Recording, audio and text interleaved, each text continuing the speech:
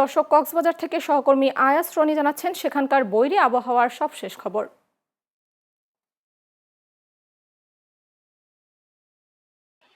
জি, আপনাকে ধন্যবাদ।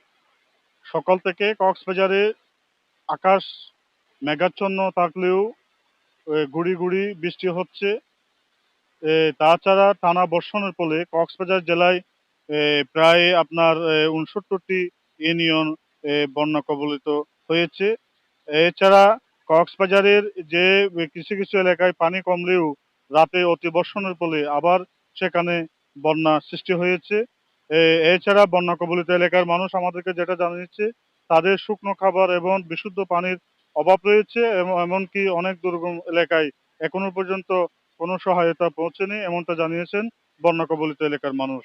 আবহাওয়া অধিদপ্তর সূত্রে আমরা যেটা জানতে পেরেছি, কক্সবাজারে এখনো ৩ নম্বর সতর্কতা সংকেত বিরাজ করছে এবং নৌ চলাচল এবং ট্রলারকে কাছাকাছি থেকে তাদের সাবধানে চলাচল করার জন্য বলা হয়েছে।